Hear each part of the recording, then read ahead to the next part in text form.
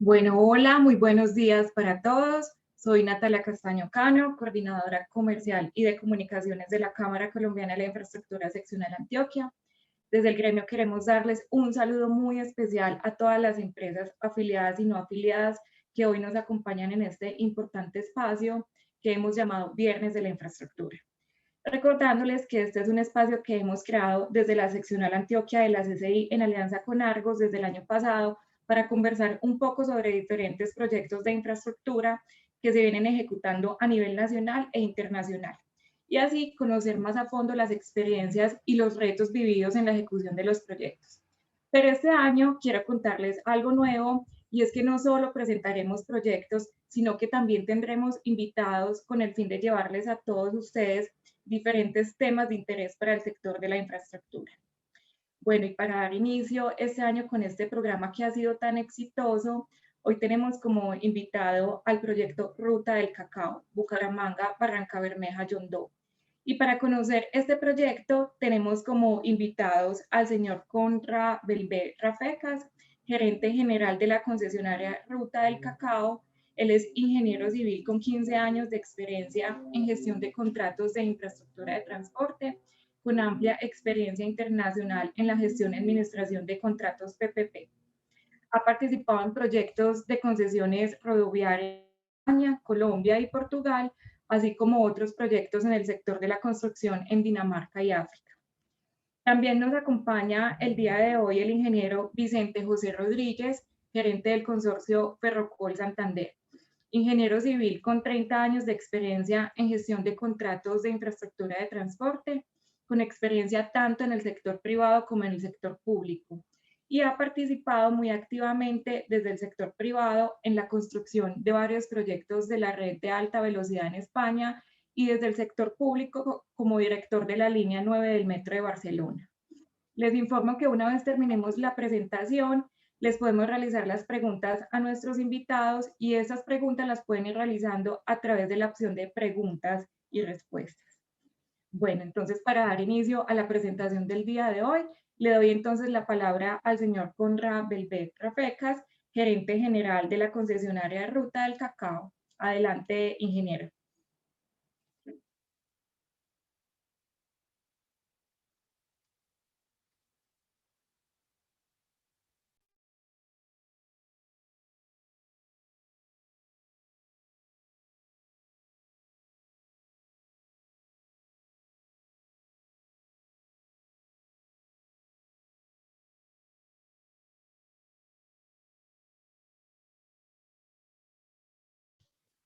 Los invito a revisar sus micrófonos, probablemente no los estemos escuchando y los tengan apagados. Listo. ¿Ahora? Ahora sí te escuchamos. Listo, perfecto. Pues nada, vuelvo a agradecer entonces el espacio. No os habéis perdido nada. No, primero de todo, pues agradeceros tanto a la CCI como a Argos la invitación a poder compartir con todos vosotros el proyecto de Ruta del Cacao. Como sabéis, somos un proyecto 4G, una concesión vial que une Santander con Antioquia. Así que en ningún mejor sitio que en la CCI de Antioquia para hacer esta presentación. Es verdad que la mayoría del proyecto está en Santander, pero somos esa interconexión entre el oriente del país y el centro. Voy a hacer una primera presentación hablando un poco de las generalidades del proyecto, un poco lo que está más en cabeza de la concesionaria, y cuando yo termine le pasaré la palabra a Vicente Rodríguez, que nos va a explicar un poco los retos constructivos y en qué estamos avanzando a día de hoy a nivel de construcción del proyecto. Como sabéis, este proyecto es uno de los más importantes del oriente del país. Son 152 kilómetros de vías, aproximadamente una inversión global de 2,6 billones de pesos. Y este proyecto va a unir Bucaramanga con Barranca Bermeja y Yondó, generando un nuevo polo de conexión en el país y una mejora no solo en la conectividad, sino también en el desarrollo industrial de toda esta región, porque recordemos que Barranca Bermeja es el foco petrolero más importante del país en estos momentos. ¿Cómo está funcionando nuestro contrato? Nuestro contrato arrancó en 2015, fue un contrato licitado por la ANI en donde nosotros como concesionaria, formado por un grupo de 4 inversores, Cintra a nivel español, que es el grupo Ferrovial, Ashmore y Colpatria, dando la mano del lado colombiano, y John Line, un fondo británico, hemos conseguido la financiación para ejecutar este proyecto. ¿En quién confiamos para construirlo? Pues evidentemente pues, en el grupo Ferrovial, que es uno de los constructores más importantes del mundo, en el cual Vicente forma parte, y adicionalmente de la constructora Colpatria, que nos da el know-how local en el país para poder avanzar y ser exitosos en este proyecto, que creo que es lo que estamos siendo. Un poquito lo que comentaba, el proyecto arrancó en 2015, teníamos un año para hacer estudios, diseños, obtener la licencia ambiental. Sabéis que en estos proyectos de 4G, todo el tema de los diseños, las obtenciones de licencias, la adquisición predial, ha sido probablemente uno de los retos más importantes del proyecto. Y cuando creíamos tener esa parte pues, relativamente superada, pues vino la segunda, yo le llamaría crisis al proyecto, que fue todo el problema que hubo en toda América Latina con el tema de Odebrecht. Eso tensionó mucho la relación con los bancos, las entidades bancarias pusieron bastantes problemas, lo que hizo que el cierre financiero real de nuestro proyecto no se pudiera ejecutar hasta prácticamente el año 2018. Si bien es verdad, empezamos a trabajar desde el año 2016 en la construcción, hasta ese cierre financiero la actividad real del proyecto no pudo arrancar correctamente.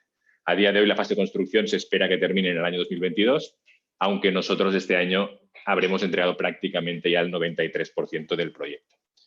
Después nos quedarán pues, prácticamente 25 años de operación y mantenimiento. El proyecto básicamente lo que hace es unir la capital de Santander con Barranca Bermeja y darle la conexión con Antioquia. Son 9 unidades funcionales, de ellas ya hemos entregado la doble calzada desde Yondó hasta Puente de la Paz, 4 de las unidades funcionales, y estamos en construcción de las unidades funcionales 5, 6, 7, 8 y 9, que realmente eran el reto constructivo más importante que teníamos en este proyecto, ya que el resto del proyecto era más una duplicación en una calzada, pues un poco lo que veis aquí detrás mío, no sé cómo lo vais a ver, pero bueno, está aquí detrás mío, que es una obra quizá un poquito más sencilla. Luego Vicente os contará más en detalle todo el proceso constructivo y la obra que estamos llevando a cabo, porque realmente es muy espectacular, y desde aquí ya invitar a la CCI, si quiere, podemos organizar una visita al proyecto, porque creo que merece mucho la pena. Un poquito, daros un contexto, nosotros no solo teníamos construcción de nueva vía, sino que teníamos rehabilitaciones de vías existentes, mejoramientos, un poco en la misma sintonía que los contratos 4G tienen a lo largo de todo Colombia.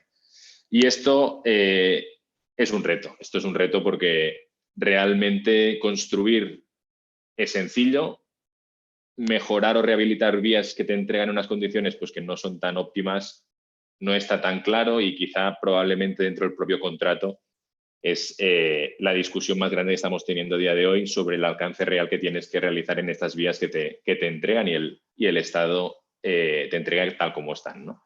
Entonces, eso es una de las partes de la operación y el mantenimiento que estamos llevando a cabo a día de hoy, que está siendo quizá un poquito más complejo a nivel de gestión del contrato. Os daré una pequeña pincelada del financiamiento del proyecto. Como sabéis, estos proyectos 4G se financian en base a 2 fuentes de ingreso. Uno son las licencias futuras del Gobierno Nacional, el otro son los propios peajes del corredor. Nosotros en este proyecto generamos 3 nuevos pagos de peaje en el viaje, y probablemente ya hayáis escuchado que estamos teniendo algunas dificultades en la instalación y operación de alguno de estos peajes. La ANI, que está en su cabeza el hecho de la gestión del cobre sobre todo y las tarificaciones, pues está haciendo todo lo posible para ayudar a las comunidades locales, pero sabéis que es un tema complejo que desde la CCI estamos intentando empujar para que sobre todo para que la gente entienda que si se quieren infraestructuras nuevas hay que pagarlas de alguna forma. Y hay 2 formas de hacerlo. Es o pago directo a los usuarios del corredor, o a través de impuestos diferidos que hacen que todo el país pague por esas infraestructuras. El modelo gestiona un poco el pago directo y en eso estamos. Hemos ya empezado a operar uno de los nuevos peajes, que es el peaje de la Lizama, y este año, en principio, tendríamos que empezar a operar 3 adicionales a lo largo del corredor. Pero, evidentemente, antes de recibir todo ese dinero del Estado colombiano para hacer esta obra, nosotros tuvimos que buscar financiamiento externo que permitiera arrancar el proyecto. En este caso tenemos un pool bancario complejo con 6 bancos. Se consiguió financiar solo con pesos colombianos y VR, que es la moneda equivalente, pero somos de los pocos proyectos que realmente consiguió hacer toda la inversión con recursos propios del país. A día de hoy estamos en una ejecución alrededor del 80% del CAPEX destinado y con un avance de proyecto de alrededor del 75%. Pero no solo de la construcción estamos hablando, sino que también, como os he dicho, nos entregaron prácticamente 80 kilómetros de vías en funcionamiento. Y todas ellas, aparte de darles los servicios que aquí menciono, pues han tenido una serie de vicisitudes que quizás son lo más conocido del proyecto, sobre todo en una zona compleja como es la vía que actualmente pasa alrededor de la presa de Hidrosogamoso. Todas estas vicisitudes de la geología colombiana han hecho que el proyecto no solo sea complicado a nivel de construcción, sino que sea complicado a nivel de operación y mantenimiento del corredor. Pero afortunadamente yo creo que estamos haciendo una muy buena gestión del proyecto. Nunca hemos tenido cierres de vía realmente aparatosos. Algunos han sido pues, puntuales de un par de días, pero siempre hemos conseguido con nuestros equipos y la ayuda de las administraciones locales pues, mantener la transitabilidad de este corredor que es relativamente complejo. Hasta aquí os doy las pinceladas un poco generales del proyecto. A partir de aquí le doy la palabra a Vicente para que nos explique un poquito pues, cuáles son los retos ya más a nivel constructivo, que es lo que hemos estado haciendo estos últimos prácticamente 2 años y medio o 3, y qué es lo que nos espera en el futuro para poder entregar la obra en el 2022 como todos esperamos. Entonces, Vicente, te cedo la presentación y te doy la palabra.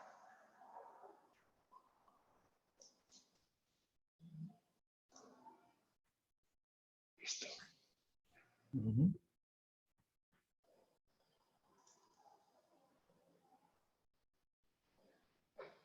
Vale. Bueno, buenos días a todos. Y muchas gracias también tanto a la CCI como a Argos, ¿no? Por darnos esta oportunidad de un poco poder explicar pues, el proyecto que verdaderamente, pues, como decía Conrad antes, pues es un proyecto complejo, pero que merece la pena y que a la vez es un reto pues, muy apasionante, ¿no? Para todos los que estamos participando en él.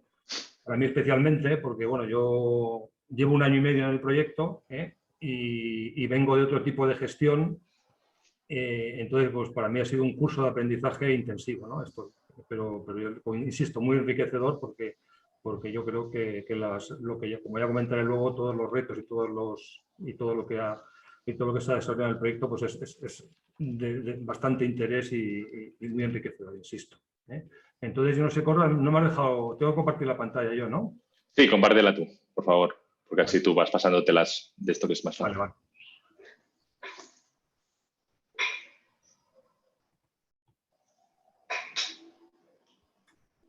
No sé si lo podéis ver ya. Ya se ve. Vale. Bueno, pues os voy a hacer una descripción, unas pinceladas de un poco de lo en qué consiste el proyecto y luego al final pues entraremos un poco en aspectos, pues como os decía, de retos o de riesgos que generan este tipo de proyectos, ¿no? El proyecto actualmente, como podéis ver ahí, está en un grado de avance del 73% prácticamente.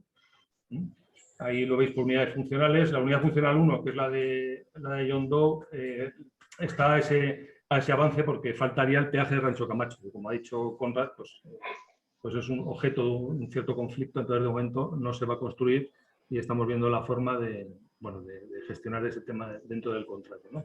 Las unidades funcionales 2, 3 y 4 están ya entregadas, como veis están casi al 100%, la 3 está al 89% porque se está ejecutando el peaje de la renta, que aunque La inversión venía en la unidad funcional 3, se pone en servicio cuando entre la 5, entonces esa inversión se ha pasado a 5.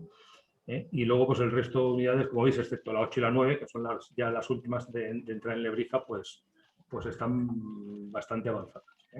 La 6 quizá, que es el túnel de la Paz, es la que menos avance tiene, pero porque tenemos algún problema al principio de la construcción, pero también entendemos que se va a poder cumplir los objetivos que tenemos planteados. Bueno, ahí tenéis un poco, bueno, la 234, como comento, ya está entregada. La 234 está entre el enlace de la Virgen, la vía Yuma, hasta el Puente de la Paz, que está sobre el río Sogamoso.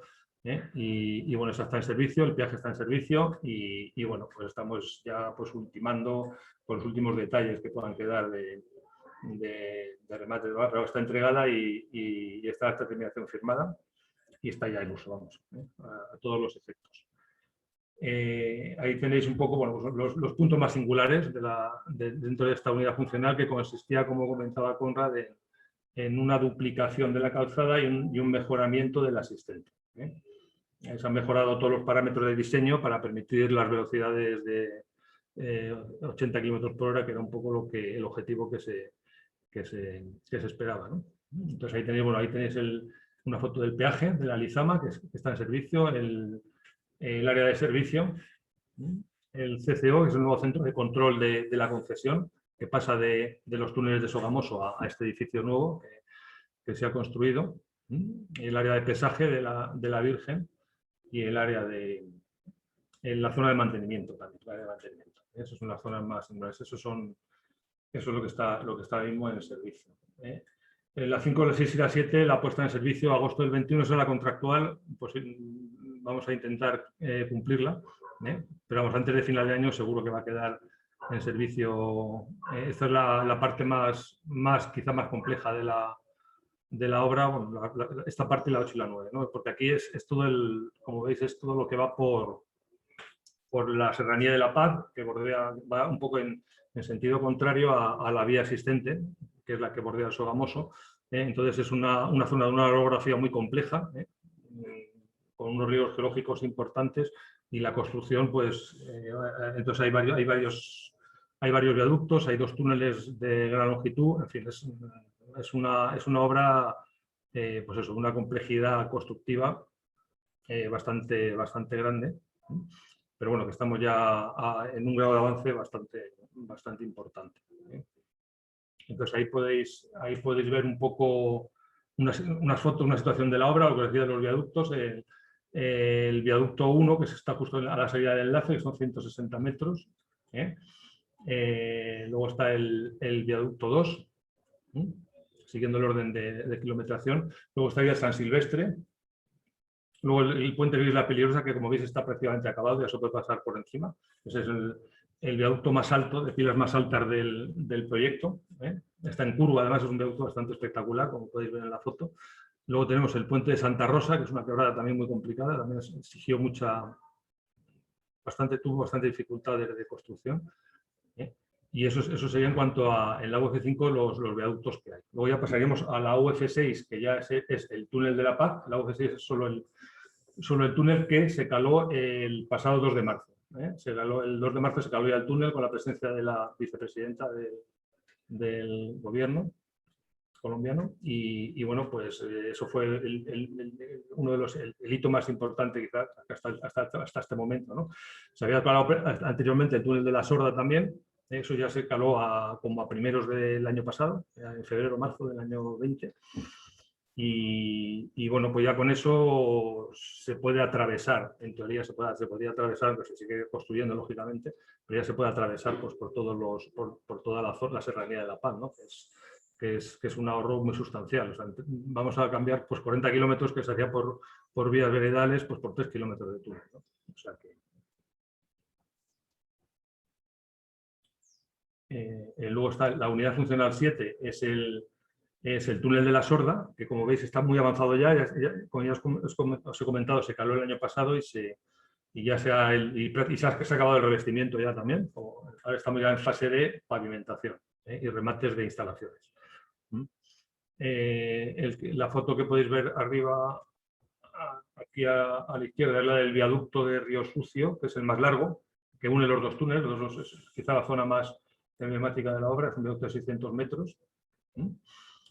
Y luego tenemos pues, otros dos puentes, el puente de la Sorda y el puente del 96-240, que no son largos, pero ha requerido también pues, un proceso constructivo bastante complicado, porque concretamente el viaducto de la Sorda, no sé si se apreciaría en la foto, uno de los estribos se apoya en una pared que hemos tenido que ir bajando casi vertical y que ha habido que ir sosteniendo la pared hasta llegar a la zona donde tenía que apoyar el estribo, y ahí se ha tenido que hacer unos pilotes por el método de Keyson para poder anclar, o sea, para poder apoyar dicho estribo. Es una obra pues, bastante compleja.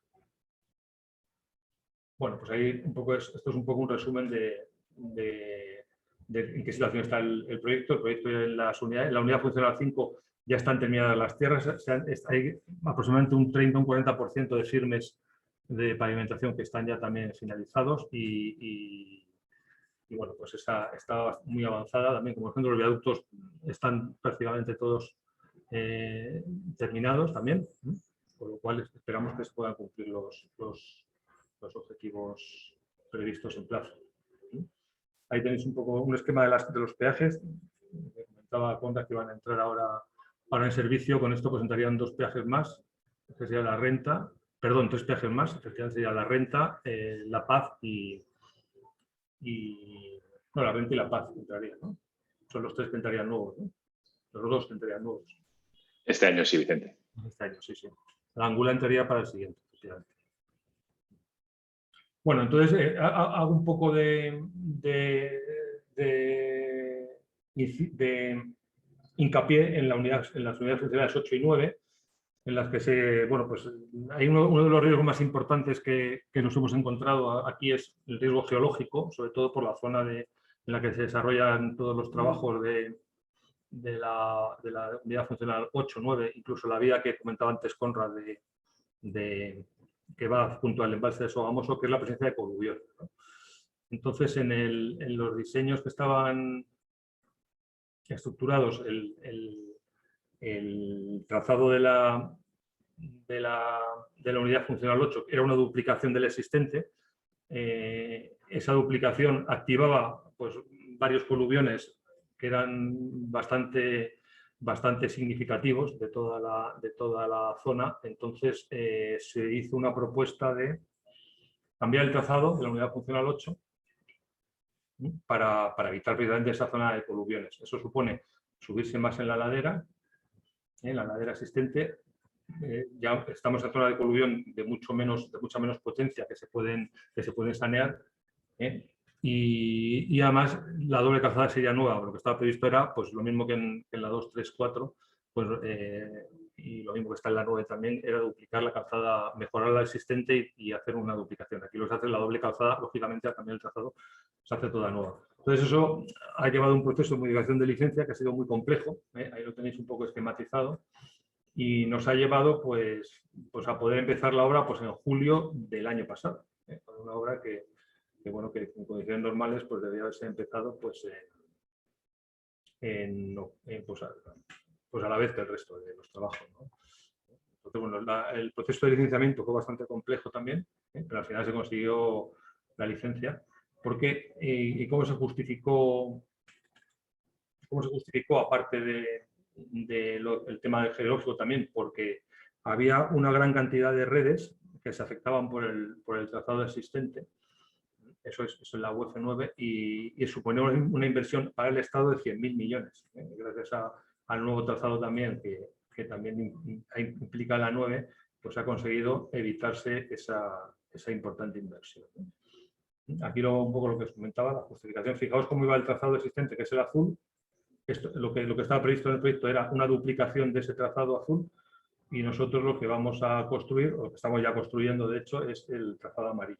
Como veis, aparte de acortar sustancialmente la distancia, pues se evita toda la zona de mayor riesgo de los coluviones. Bueno, esto sería la unidad funcional 9. Ahí con un resumen un poco de los logros de la ejecución. La unidad funcional 9 es compleja porque claro, es una duplicación del asistente. En esta zona que estoy marcando aquí se hace un par vial, se separa bastante de la calzada de asistente. Incluso aquí se mejora este trazado, aquí como veis esta herradura. Pues también, esto también es una modificación del trazado, se mejora porque se evita todo este rodeo aquí.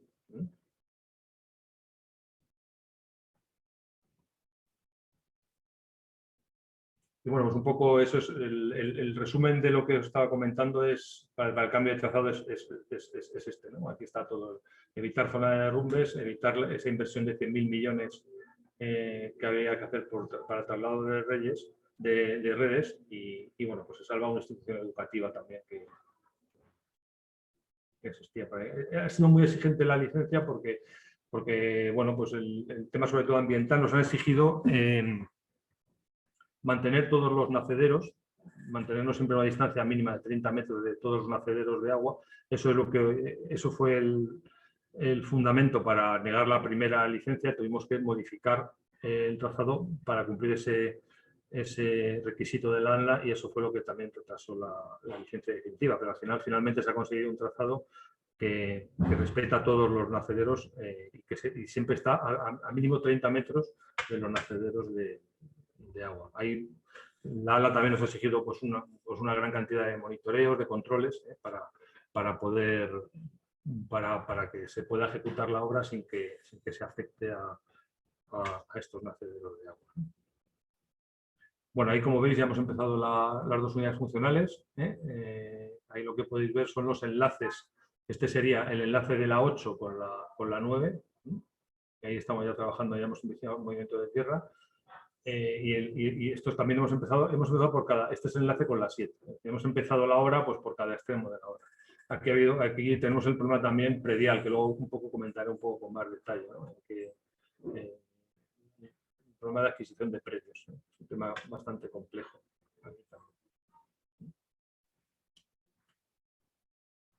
Aquí tenéis pues también la unidad funcional nueva, hemos también iniciado los trabajos en la duplicación. Y como veis, pues son trabajos bastante complicados, porque son excavaciones y terraplenes pues, junto a la vía existente, ¿no? Eso va a obligar pues eso, a una gran planificación para afectar lo menos posible al tráfico existente. Es imposible que no haya afectación. Hay una serie de parecidos. Eso va a condicionar mucho los movimientos en esta calzada, pero bueno, es inevitable, ¿no? Para conseguir hacer los trabajos, pues tenemos que hacer se provocan esas molestias al usuario, ¿no? Bueno, entonces un poco esto es un poco una descripción general del proyecto y sí me gustaría pues antes compartir con vosotros mi experiencia en cuanto a lo que yo he visto como retos o riesgos, ¿no? que un contrato de estos genera pues para el constructor, ¿no? Aquí, como habéis visto antes en el esquema de Conrad, somos el último eslabón de la cadena, somos los que estamos más abajo.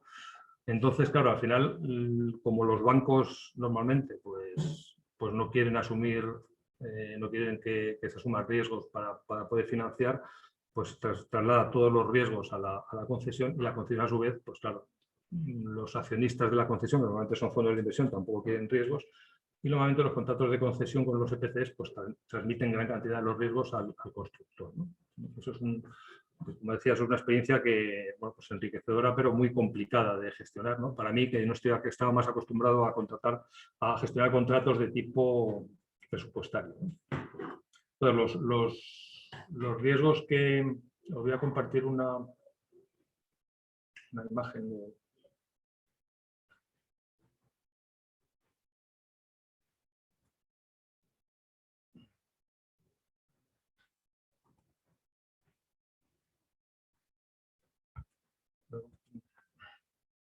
un esquema un poco de lo que para mí son los principales riesgos. No sé si... Yo creo que se ve ya. Ahora sí, Vicente. Entonces, los riesgos, lo más importante, lo que yo he visto como experiencia, ¿no? Que en este año y medio que llevo aquí, es el primer riesgo importante, es el tema de diseños. Los diseños, claro, el constructor tiene que hacer unos diseños que cubran todas las especificaciones del contrato, pero a la vez tienen que estar dentro del presupuesto que tú tienes para ejecutar la obra. Entonces, bueno, pues eso hay que... Los diseños requieren una dedicación muy intensa, ¿no? He puesto aquí geotecnia porque, como comentaba antes Conrad, y como es así, la geotecnia en Colombia es bastante complicada, y a la hora de los diseños hay que hacer unos estudios muy minuciosos para no encontrarte luego con problemas, sobre todo en una obra como esta que tiene túneles, ¿no? Los túneles y unos desmontes y unos cortes y unos terraplenes de gran altura, pues hay que ser muy escrupuloso con el estudio de la geotecnia, ¿no? Aquí casualmente no es lo normal, pero los túneles sí que hemos conseguido controlar mejor un poco el riesgo geotécnico.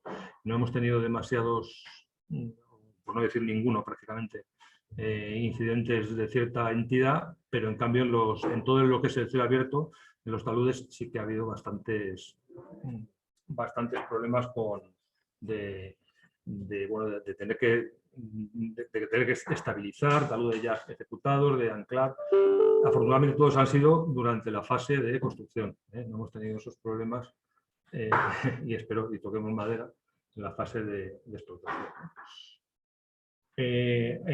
Otro reto importante y complicado aquí son los temas prediales. Es muy difícil acceder a los predios en el momento preciso porque los propietarios muchas veces, pues, o bien porque son hostiles al proyecto, o bien porque quieren obtener más dinero, pues no te dejan acceder.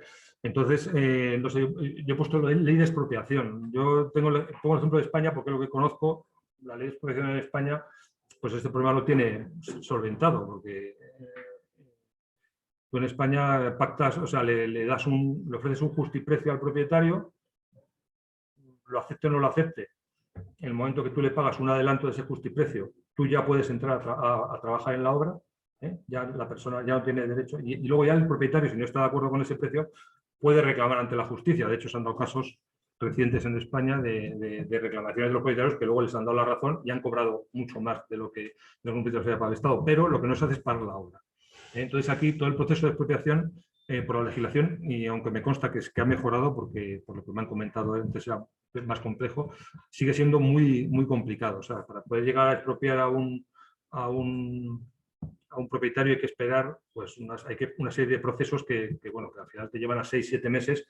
Que claro, eso cuando estamos hablando de obras que tienen unos plazos de entrega exigentes, pues es prácticamente inviable. Nosotros nos hemos encontrado en la 234 Conrad, con que hemos terminado 100 metros de obra pues casi un mes antes de acabar el plazo, no hemos podido ni entrar en el terreno.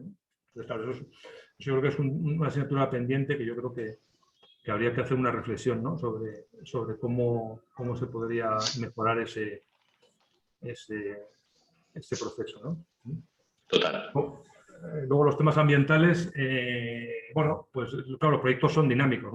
Tú puedes hacer un proyecto, pero luego según vas ejecutando, pues van surgiendo nuevas necesidades, nuevas modificaciones incluso en el propio proyecto constructivo. A lo mejor hay que extender un talud, hay que ir por un sitio diferente o algo diferente a donde tenías tú previsto, porque la zona por la que tenías previsto pues tiene unos problemas geotécnicos o de otra índole que no te permite ir por ahí. Entonces eso exige modificaciones de licencia. Entonces las modificaciones de licencia ambiental son muy complejas.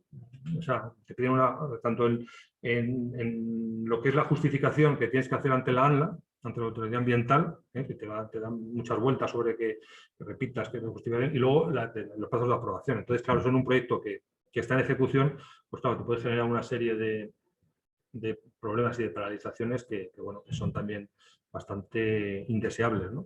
De hecho, pues el ejemplo más claro que hemos tenido nosotros es lo que os explicaba del 8 y la 9, ¿no? Pues una obra que hemos empezado en julio del 20 cuando podía haber empezado hace 2 o 3 años. Sí, es cierto también que eso es una modificación, eso sí que exigía mucho mayor estudio para pero aún así hay otras modificaciones que son mucho menores, de rango menor, pequeñas modificaciones de trazado. Claro, que si te exigen una modificación de licencia, el proceso, pues al final, muchas veces se hace inviable, ¿no? Que se puedan cumplir los plazos, ¿no? Luego están los temas sociales, que también está en el proyecto. Ahí evidentemente está previsto las compensaciones o los presupuestos para poder resolver estos temas. Pero bueno, aún así, pues te generan muchos problemas sobre todo de plazo, ¿no? Temas sociales, pues lo que os pongo aquí, ¿no? Las juntas de acción comunal normalmente están muy unidas, a veces son hostiles al proyecto, otras veces no, a pesar de que nosotros tenemos como nuestro contrato tiene marcado que el porcentaje es un dato que no he dado, pero que es relevante. O sea, nosotros hemos llegado a tener 2.500 personas trabajando en el proyecto. Ahora actualmente tenemos unas 2.000 y de las cuales casi el 70% son de gente de la zona. O sea, que eso es un tema que es contractual, pero nosotros eso somos muy escrupulosos y muy respetuosos, ¿no? Entonces, lo que os comento, que lo que pasa es que a las juntas muchas veces, o bien no les gusta que pase el proyecto, o ven una oportunidad para obtener unos beneficios que no tienen justificación y al final pues bloquean el proyecto, hay amenazas y la actitud nuevamente de las autoridades ante eso suele ser bastante laxa, porque claro, lógicamente las instituciones o las alcaldías no quieren enfrentarse a sus juntas, a su junta de comunidad y al final pues eso te genera también problemas para la ejecución de la obra. Sí que es cierto que, bueno, se ha hecho una gestión social, se está haciendo una gestión social muy intensa, tanto por parte de la concesión como por parte del EPC y estamos consiguiendo poco a poco que estas situaciones se vayan siendo cada vez menores. Pero bueno, hemos tenido algunos momentos bueno, en los que hemos tenido que hacer intervenir pues, a todas las instituciones para conseguir desbloquear el proyecto.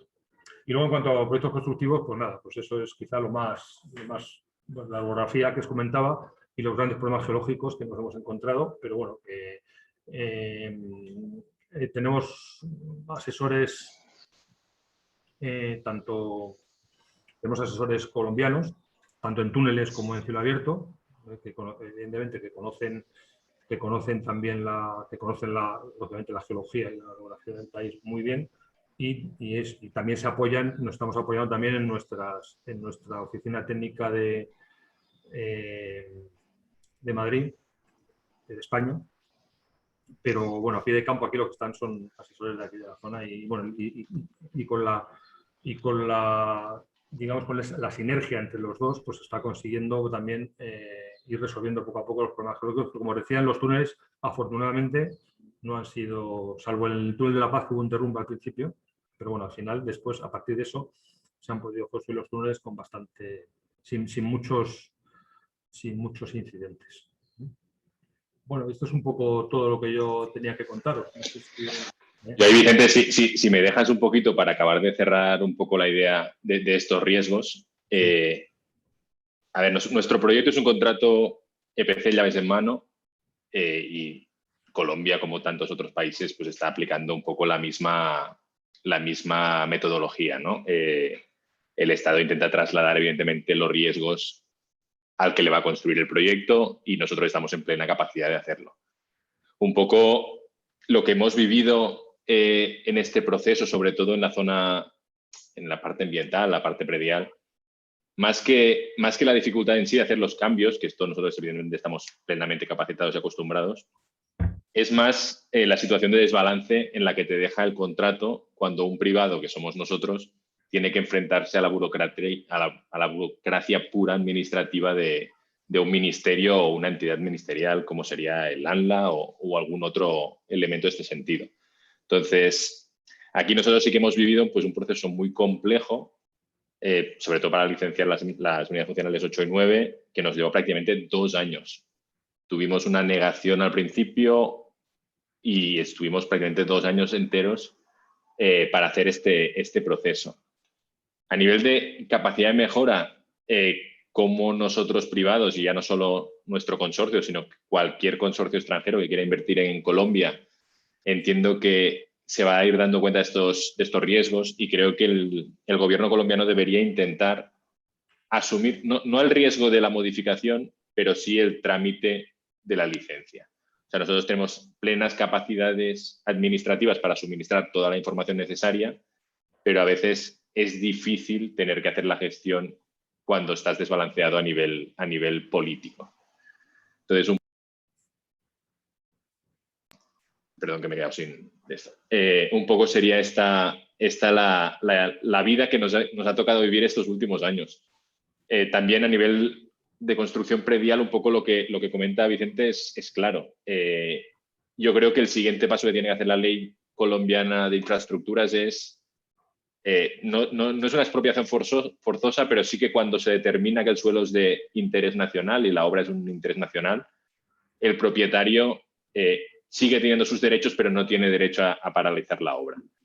Entonces, esto realmente, para conseguir inversión en el país, suavizaría muchísimo las condiciones que luego tenemos que soportar a nivel financiero y que al final acaban siendo cargas para nuestro constructor, como bien ha dicho Vicente, pero también cargas para el consorcio y problemas adicionales que le ponemos al precio general que generan todos estos proyectos. O sea, al final, estos proyectos acaban siendo más caros porque asumimos unos retos a través de asumir unos riesgos que son difícilmente gestionables porque nos ponen en una imparidad con las administraciones en las que tenemos que lidiar. Yo creo que en general el proyecto ha funcionado bien. Todos los cambios que se han tenido pues los hemos conseguido gestionar correctamente. La ANI en este sentido pues siempre está dispuesta a hablarlo con nosotros e intentar negociar las modificaciones necesarias. Evidentemente ellos tienen su corsé y nosotros el nuestro y eso no se escapa de las negociaciones que tengamos cualquiera en nuestra vida diaria. Pero yo creo que Colombia tiene un muy buen futuro si este modelo realmente sigue funcionando. Estamos ahora a punto de que empiecen las licitaciones de la 5G, ya ha salido la malla vial del Cauca, se está a punto de sacar accesos norte, Ruta del Sol 2. Hay mucho apetito internacional para entrar en Colombia. Colombia es un país estupendo para trabajar en él. Y yo creo que si se consigue mantener esta estabilidad política y jurídica que estos últimos años se ha mantenido, pues no solo nosotros como consorcio, sino muchos otros consorcios, tanto colombianos como extranjeros, van a hacer muy buen negocio trabajando en este país. Entonces yo no sé si, Vicente, quieres comentar alguna cosa más. A partir de aquí, pues nos abrimos un poco a las preguntas y respuestas que podáis tener. Sí, no, por mi parte yo creo que un poco, bueno, lo que tú has comentado, has abierto y has cerrado muy bien toda la intervención. O sea que, bueno, quedamos a la disposición del que quiera transmitirnos alguna duda, si somos capaces de resolverlo. Claro que sí. Muchísimas gracias, ingeniero Vicente, muchas gracias al ingeniero Conrad, muchas gracias también a los 100 participantes que tenemos en este momento conectados. Vamos entonces a dar paso a las preguntas que nos llegan a través de nuestro chat. Les recordamos que pueden formular sus inquietudes a través de la opción de preguntas y respuestas. Bueno, entonces iniciamos. Buenos días, soy de la empresa ETRA Interandina, del grupo ETRA. Tengo una pregunta para el señor Conrad.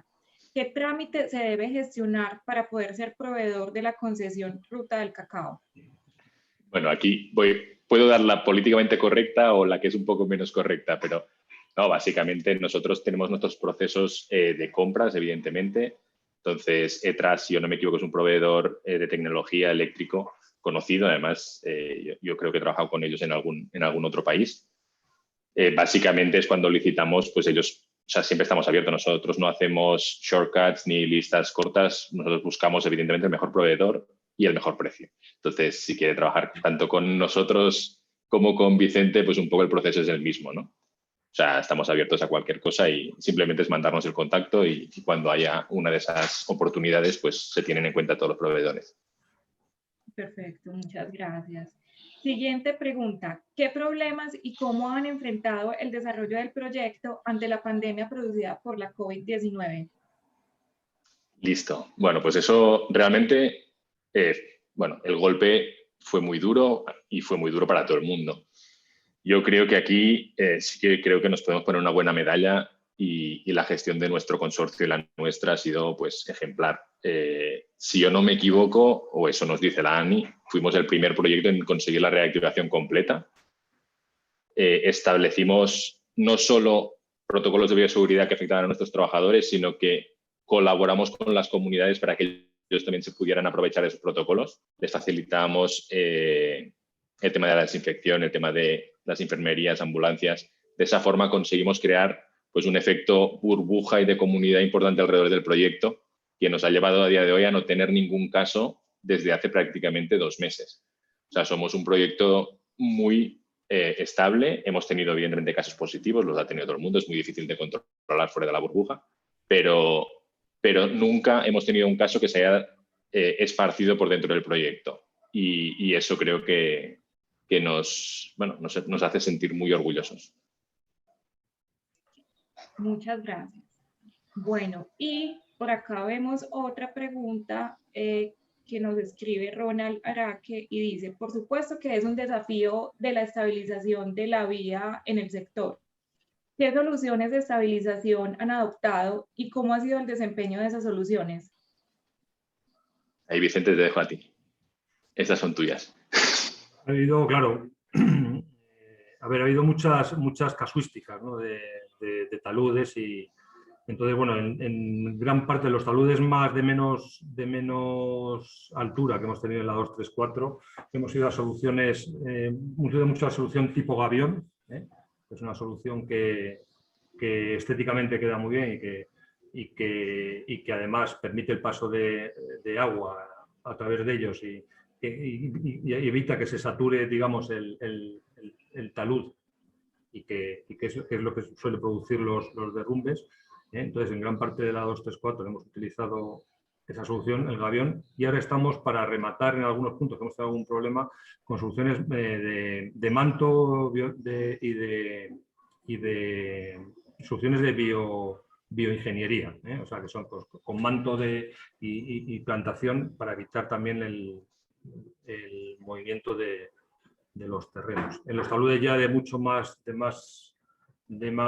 envergadura, sobre todo en la unidad funcional 7, es donde más se nos ha generado, y la 8, en la que estamos ahora, ya estamos yendo a soluciones ya de anclajes tanto activos como pasivos, pues un poco en función de las características del terreno. Anclajes activos, anclajes pasivos, con malla y con hormigón proyectado. O sea, estamos, como os comento, pues estamos tenemos una asesoría de un importante geotecnista de aquí, de la zona de Santander, que conoce muy bien todos los terrenos, y estamos utilizando pues, todo el abanico de soluciones para poder solucionar, valga la redundancia, este tipo de problemas, pero fundamentalmente es un poco lo que os he comentado. Ok, muchas gracias. Continuamos con la pregunta de Javier Cifuentes. ¿Los costos han sido los esperados? A ver, los costos nunca son los esperados. Vamos a llamarlo así. A veces en algunas cosas ganas y en algunas pierdes. Evidentemente, todas estas dificultades que ha comentado Vicente pues son dificultades que impactan en el resultado esperado. O sea, tú cuando arrancas un proyecto, si bien te pones un margen, nunca estimas que el proceso de licitación ambiental te pueda durar 2 años, por ejemplo. Eso sería un impacto negativo a los costes del proyecto. El resultado, evidentemente, me dejaréis que nos diga cómo está yendo, pero también tener claro que al final nosotros nos metemos en estos proyectos que sabemos que son llaves en mano, quiere decir recibiremos lo que vamos a recibir, lo sabemos de antemano y no te puedes quejar. Si seguimos trabajando en Colombia y si seguimos teniendo interés, es que tampoco no nos funciona mal el proceso. Ok. Y para terminar, nos dicen que les gustaría saber un poco sobre las tecnologías en pavimentos y los tipos de concretos. Vicente, esto para ti.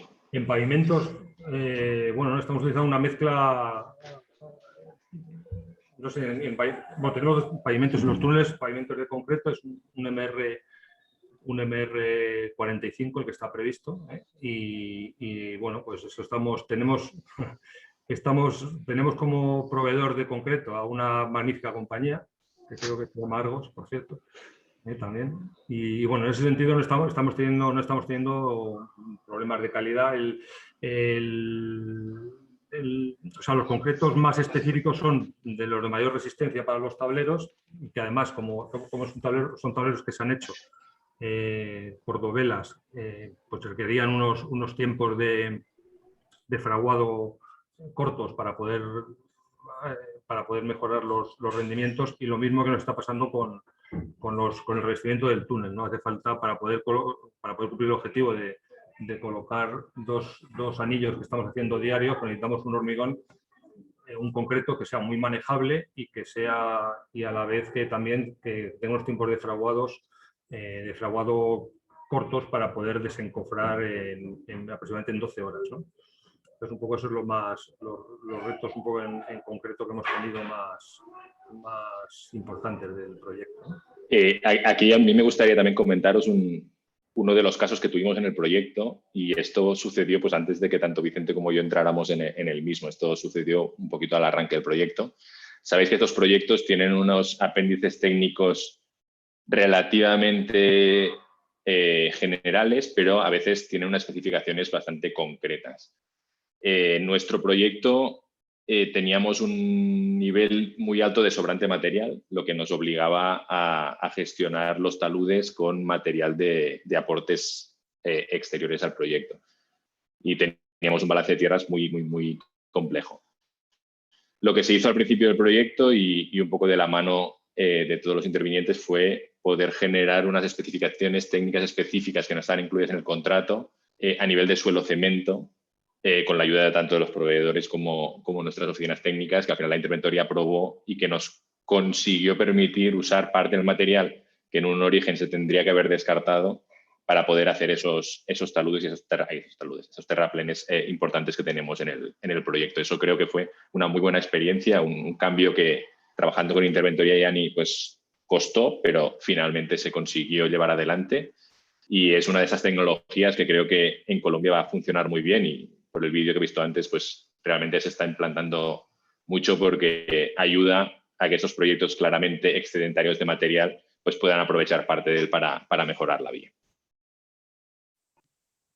Perfecto. Y para terminar con la parte de preguntas, nos dicen, ¿qué tipo de mezclas utilizaron para pavimentar la vía en asfalto flexible?